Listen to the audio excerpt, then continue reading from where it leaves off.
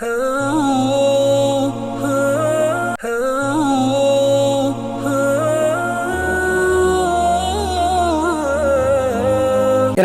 Medina முனவருடைய குத்பா ஷேக் Khalid அல் முஹன்னா ஹஃபிதஹு அந்த குத்பாவுடைய தலைப்பு மௌத்து வரைக்கும் நேர்வழி இஸ்லாமிய வழிமுறையிலே வாழ்க்கையிலே நிரந்தரமாக வீற்றிருப்பதற்கு இறுதி மூச்சு வரைக்கும் இஸ்லாத்தோடு உறுதியாக வாழ்வதற்கு என்னென்ன காரணங்கள் என்னென்ன அமல்கள் காரணமாக அமையும் உந்து சக்தியாக அமையும் என்ற தலைப்பில் ஹம்து ஸலவாத் தக்வாவுடைய வசதிக்கு பின்னால்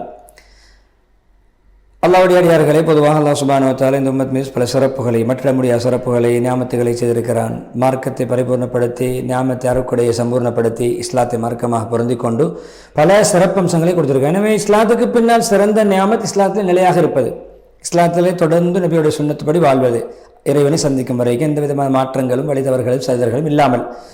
எனவே அல்லாஹ் சுப்ஹானஹு வ தஆலாவுடைய கண்ணியம் திருப்தியின் மூலம் கிடைக்கும் மௌத்தின் பொழுது அல்லாஹ் நன்மாராயம் சொல்வான். எனவே இது உண்மையான கண்ணியமான ஒரு மகத்தான அந்தஸ்து.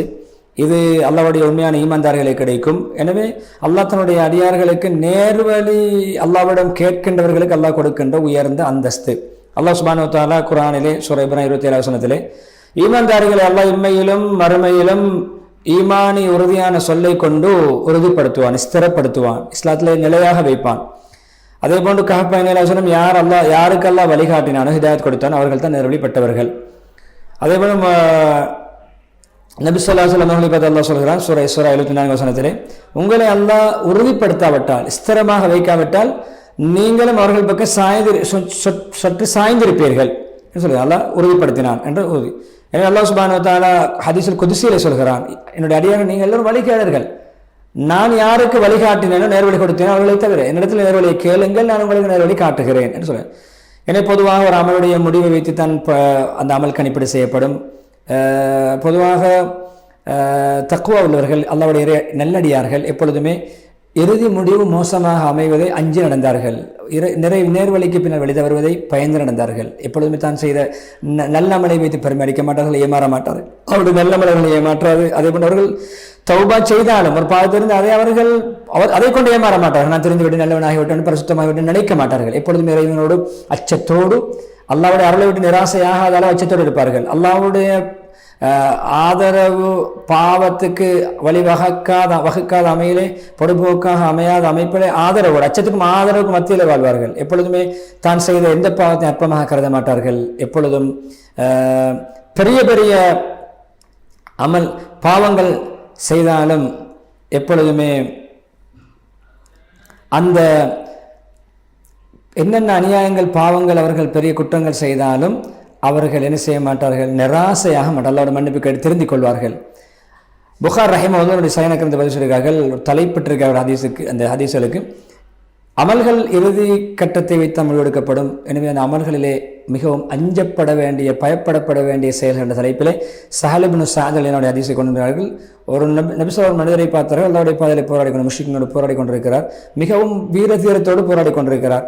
அப்பொழுது நபி சொன்னார்கள், யாராவது நரகவாதியை பார்க்க வேண்டும் என்றால் இவரை பாருங்கள். முஷ்ரிக்கீங்களுக்கு எதிராக போராடக்கூடிய மனிதரை பார்த்து நரகவாதி என்று பேசுகிறார்கள்.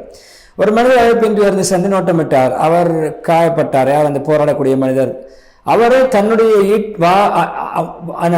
அந்த வாளுடைய முனையால் தன்னை குத்தி கொண்டு தற்கொலை செய்து கொண்டார். எனவே அவர் நரகவாதியாக அவருடைய முடிவு அமைந்தது. இறுதி கட்டத்திலே தற்கொலை செய்து நரகவாதியாக மாறிவிட்டார்.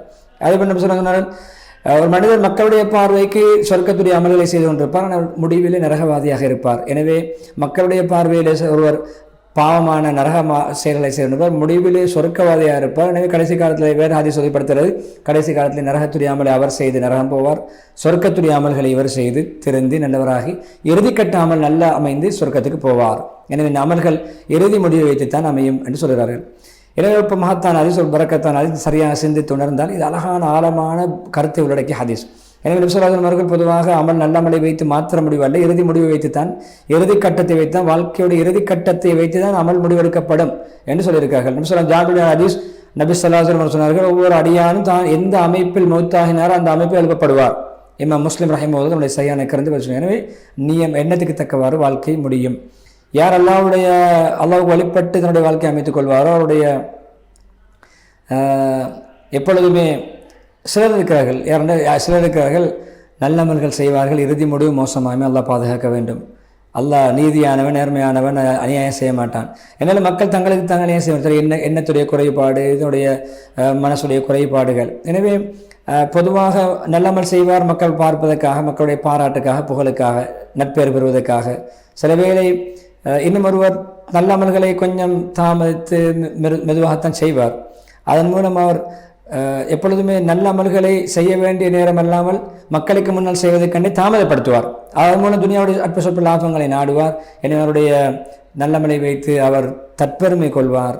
அப்படியான பலர் இருக்கிறார்கள் நஷ்டவாளியாக. எனவே நல்ல அழகான முடிவு என்பது நல்லமலை அழகான உண்மையான பரிசுத்தமான எண்ணத்தோடு செய்வர்கள். அல்லாஹ் சுப்ஹானஹு வ தஆலா கண்ணியமானவன், மிக உயர்ந்தவன், மன்னிக்கக்கூடியவன், நன்றி மனப்பான்மை உள்ளவன். இந்த அடியானையும் இஹ்லாஸோடு மன தூய்மையோடு அமல் செய்தால் கைவிட மாட்டான், கூலி கொடுக்க விட மாட்டான். எனவே அல்லாஹ் முஹம்மது ஸல்லல்லாஹு அலைஹி வஸல்லம் அவர்களை தன்னுடைய வாழ்க்கையில பின்பற்றி நபியவர்கள் போன்று அமல் செய்யக்கூடிய அவருடைய அமலையும் அல்லாஹ் மௌத்து வரைக்கும் அவருடைய அமலை நபியவருடைய முறைப்படி செய்யும் பொழுது அவரை அல்லாஹ் வீணாக்க மாட்டான், கூலி அளிக்க மாட்டான். எனவே பொதுவாக நல்ல அமல்களிலே மௌத்து வரைக்கும் நாங்கள் நிலையாக இருப்பதற்கு சில அமல்கள் நமக்கு காரணமாக அமையும். முஹம்மது ஸல்லல்லாஹு அலைஹி வஸல்லம் அவர்கள் அதை உம்மத்துக்கு கற்றுக் கொடுத்தார்கள். அதன் மூலம் முன்னோர்கள் செயல்பட்டார்கள், அதை கடைபிடித்தார்கள். அதில் மிக முக்கியமானதுதான் பொதுவாக எப்பொழுதுமே நேர்வழி அல்லாஹ்விடம் கேட்பது. துஆ, முதலாவது துஆ, தீனில் இஸ்திகாமத்தாக இருப்பதற்கு, நிலையாக இருப்பதற்கு. இஹ்தின ஸிராத்தல் முஸ்தகீம், நேரான வழிகளை காட்ட வேண்டிய துஆ கேட்பது, அதிலே நிலைத்திருக்க துஆ கேட்பது. அல்லாஹ்வின் பக்கம் கொண்டு போய் சேர்க்கக்கூடிய வழிதான் நேரான வழி. ஏன்னா அல்லாஹ் சுப்ஹானஹு வ தஆலா சூரா ஃபாத்திஹாவிலே அதை குர்ஆனுடைய தலையாய சூறாவிலே அல்லாஹ் வைத்திருக்கிறான். அல்லாஹ்வை பாராட்டி புகழ்ந்து அதுக்கு பின்னால் கேட்கக்கூடிய துஆ தான் இஹ்தின ஸிராத்தல் முஸ்தகீம், ஃபாத்திஹா 6வது ஆயத்.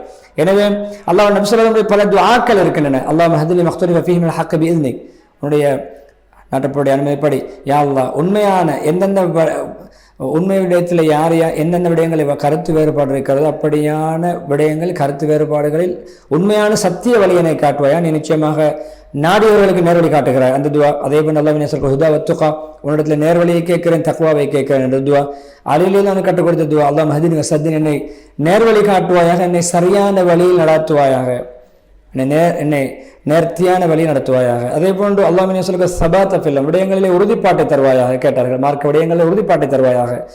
அதே போன்று கண்ணியமான அவுது பிஇஸ்ஸத்தி லா இலாஹா இல்லா அன்த துல்லில்லனி, அதே போன்று யா அல்லாஹ் உன்னுடைய கண்ணியத்தை கொண்டு நான் பாதுகாப்பு தருகிறேன், உன்னை தவிர வணக்கத்துக்குரியவன் யாரும் இல்லை, நீ வழி கெடுக்காமல் இருக்க வேண்டும் என்று கேட்கிறேன். என்னை லலாலத் வழிகேட்டில் ஆழ்த்தாமல் இருக்க உன்னிடம் நான் கேட்கிறேன், வழிகேட்டில் என்னை நீ ஆழ்த்துவதை விட்டு பாதுகாப்பு தருகிறேன். இது துஆவின் மூலம் இஸ்லாத்திலே உறுதிப்பாட்டை அல்லாஹ்விடம் கேட்பது. அதே போன்று நபி ஸல்லல்லாஹு அலைஹி வஸல்லம் அவர்களை பின்பற்றுவது அடுத்த வழி. இஸ்லாத்தில் உறுதிதமாக இருப்பதற்கு அடுத்த வழி நபி அவர்களை பின்பற்றுவது, நபி சுன்னத்தை கடைபிடிப்பது. பொது மனவிச்சல் பின்பற்றாமல் இருப்பது. முஹம்மது ஸல்லல்லாஹு அலைஹி வஸல்லம் பின்பற்றக்கூடிய ஒவ்வொருவரும் நபிகளை கட்டுப்பட்டவர், நபியுடைய சுன்னத்துக்களை புறக்கணித்து நடப்பவர், அல்லாஹ் அனுப்பிய அந்த ரசூலுல்லாஹி அவர்களை புறக்கணித்தவர். எனவே அது வழிகேட்டில் விழுவார், நேர்வழியை விட்டும் வழி தவறி போவார், தனக்குத்தான் அநியாயமளித்து அழிவுக்கு ஆளாகுவார், இறுதி முடிவு மோசமாக அமையும்.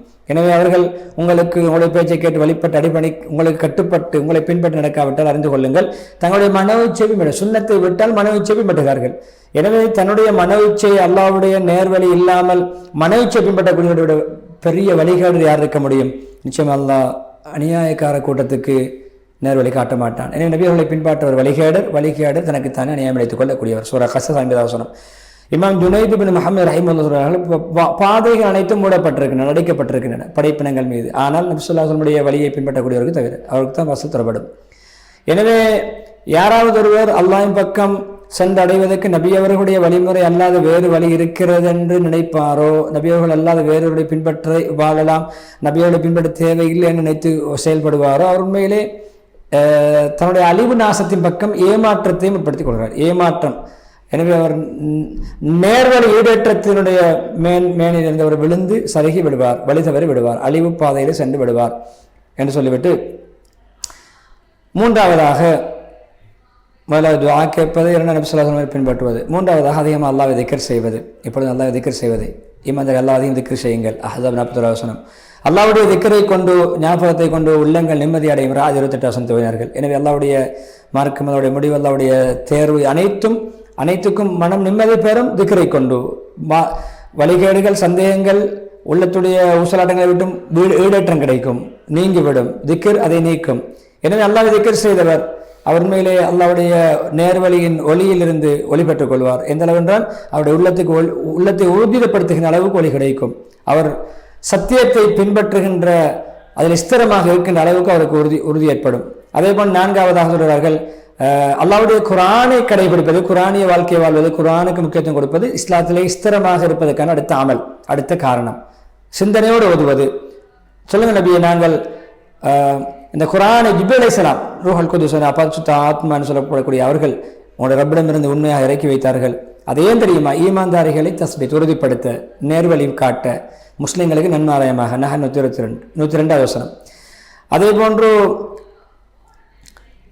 அடுத்த காரணியாக சொல்கிறார்கள், எப்பொழுதுமே தனிப்பட்ட இடங்கள் அல்லாஹ்வுக்கு மாத்திரம் நான் தனிமையில் இருக்கும் பொழுது அல்லாஹ் வழிபட்டு நடப்பது. ஒரு அடியான் எப்பொழுதுமே மறைமுகமாக அல்லாஹ்வுக்கு நல்லமல்களை செய்வது, யாரும் காணாத இடத்துல நல்லமல்கள் செய்வது, இஹ்லாஸோடு செய்வது, யாருக்கும் தெரியாத நல்லமல்கள் சிலவற்றை அல்லாஹ்வுக்கு அவன் செய்வது இஸ்லாத்தில் ஸ்தீர்ணத்தன்மையை தருவதற்கான அடுத்த காரணம். எனது இஹ்லாஸுடைய அடையாளம், உண்மையான ஈமானுடைய அடையாளம்.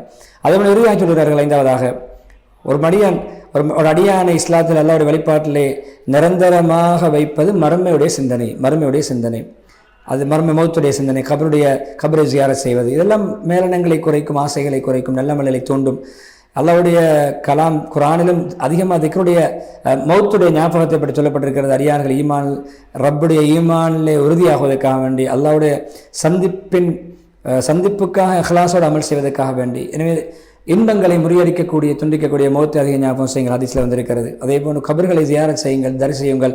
அது உங்களுக்கு மறுமை ஞாபகம் மட்டும், அது உங்களுக்கு மௌத்தை ஞாபகம் மட்டும் என்ற அந்த ஹதீஸுகளை சொல்லி துஆ பரக்கத்துக்கு துஆ இஸ்திக்ஃபார் மற்றும் ஹுத்பா என்ற ஹுத்பா ஹம்து ஸலவாத் தக்வாவுடைய வசதிக்கு பின்னால் அடுத்த ஒரு பகுதியாக உண்மையிலே சத்தியத்தில் நிலைத்திருப்பது, உறுதியாக இருப்பது தெளிவான ஒரு வழிதான் நல்லவர்களோடு சகவாசம் கொள்வது, இறையச்சம் உள்ளவர்களோடு சேர்ந்து வாழ்வது. அவர்கள் எப்பொழுது அல்லாஹ் திக்ர் செய்வார்கள், அல்லாஹ்வுடைய நேர்வழியை மக்களுக்கு வழிகாட்டுவார்கள், எப்பொழுதும் சத்தியத்தை போதிப்பார்கள், பொறுமையாக இருப்பார்கள், எப்பொழுதுமே தங்களுடைய சகோதரர்களுக்கு அல்லாஹ்வுக்காக வேண்டி நேசிக்கக்கூடிய சகோதரர்களை எப்பொழுதும் கண்காணித்து கொண்டிருப்பார்கள். சகோதரத்துவத்தை அல்லாஹ்வுக்காக நிறைவேற்றுவார்கள், சகோதரர்களாக இவர்களுக்கு வழிகாட்டுவார்கள். எனவே இம்மை மறுமையிலே அவர்களுக்கு ஒன்று பயன் பெறலாம். ஒரு மனிதர் உறவினர்களை விட்டெல்லாம் விரண்டு ஓடுவார். நண்பர்கள் அன்றைய நாள் சிலருக்கு எதிரிகளாக இருப்பார்கள், தக்குவாதாரிகளை தவிர. தக்குவாதாரிகள், இறையச்சமுள்ள நண்பர்கள் ஒருவருக்கொருவர் உதவி செய்வார்கள். ஜுஹ்ரூப் 67. எனவே அவருடைய பரிபூர்ணத்தன்மை, பிரயோசனம் பரிபூர்ணமாக நிறைவேறும். அவர்கள் சொர்க்கத்தில் ஒருவருக்கொருவர் ஒன்றாக கலந்து இருக்கும் அந்த நேரம் வரைக்கும். எனவே பொதுவாக அடுத்ததாக சொல்கிறார்கள், இப்படியான நேரான வழிகளை ஸ்திரமாக இருப்பதற்கு, நேர்வழியை கடைபிடிப்பதற்கு துனியா அழியக்கூடிய என்ற சிந்தனையில் வாழ்வது. கிட்டத்தட்ட 7வது துனியா அழியக்கூடியது, துனியா நீங்கக்கூடிய, இன்பங்கள் தற்காலிகமானது. எப்பொழுதுமே அவருடைய இன்பங்களை கண்டு நாங்கள் மூழ்கிவிடக்கூடாது. துனியாவுடைய அற்பத்தன்மை மனசில் கொள்வது, துனியாவை அனுபவிக்க வேண்டும், அதில் மூழ்கிவிடக்கூடாது. அவருடைய தற்காலிக தன்மையை நினைத்துக் கொள்ள வேண்டும். அது உண்மையிலே மறுமையிலே நிரந்தரமான இன்பத்திலே ஆசை ஆர்வத்தை உண்டாக்கும், அதிலே கவனம் செலுத்த வைக்கும். துனியாவுடைய மோசமான ஏமாற்றங்களை விட்டும் அது தன்னை பாதுகாக்கும். எனவே தீய செயல் செய்யக்கூடிய ஒரு பாவி எப்பொழுதுமே இதனுடைய அமல்களை துனியாவிலே மூழ்கி அதிலே செயல்பட்டு அவருடைய அதற்கு அடிமையாக இதனுடைய அமல்களை அழித்து கை செய்யப்படக்கூடிய நிலைமை ஏற்படாமல் அவரை பாதுகாக்கும். அப்படி இல்லாவிட்டால் அவர் நட்சவாளியாக விடுவார். எனவே அவர்கள் என்ன அல்லாஹ் எழுப்புவான், அவர்கள் துனியாவிலே ஒரு சொற்ப பகல் நேரம், நேரத்தில் கொஞ்சம் நேரம் தரித்தது போன்றுதான் இருக்கும். அவர்கள் தங்கள் மீது அறிமுகமாக கொள்வார்கள். அவர்கள் அல்லாஹ்வுடைய சந்திப்பை, மறுமையை பொய்ப்பித்தவர்கள் நஷ்டவாளிகளாகி விடுவார்கள். அவர்கள் நேர்வழி பெற்றவர்களாக இருக்கவில்லை. அல்லாஹ்வுடைய சந்திப்பை, மறுமையை பொய்ப்பித்து நேர்வழி பெறாமல் வாழ்ந்தார்களே அவர்கள் நஷ்டவாளியாக விடுவார்கள். யூனுஸ் 45. எனவே நல்லமல் செய்யக்கூடிய, இஸ்லாத்தில் உறுதியானவர், மார்க்கத்தில் உறுதியானவர் எப்பொழுதுமே சந்தோஷத்தை, மகிழ்ச்சியை அவர் சந்திப்பார், மகிழ்ச்சிக்கு முகம் கொடுப்பார். எனவே சொர்க்கத்தையும் பட்ட ஆடைகளையும் அவர் அதுக்கு வெகுமதிகளாக பெற்றுக்கொள்வார் என்று சொல்லி இறுதியாக, எனவே நல்ல சிறந்த நேரங்களை, காலங்களை பயன்படுத்திக்கொண்டு, குறிப்பாக வெள்ளிக்கிழமை சலவாத்தில் முக்கியத்துவம், சலவாத்துடைய சிறப்பை சொல்லி நீண்ட துஆ பிரார்த்தனையோடு ஹத்தீப் ஹாலித் முஹன்னா ஹஃபிதஹுல்லாஹ் அவர்கள் தன்னுடைய குத்பாவுக்கு முற்றுப்புள்ளி வைக்கிறார்கள். விளம்பர இடைவெளியை தொடர்ந்து மஸ்ஜிதுல் அக்ஸாவுடைய குத்பாவை இன்ஷா அல்லாஹ் நாம் பார்க்கலாம்.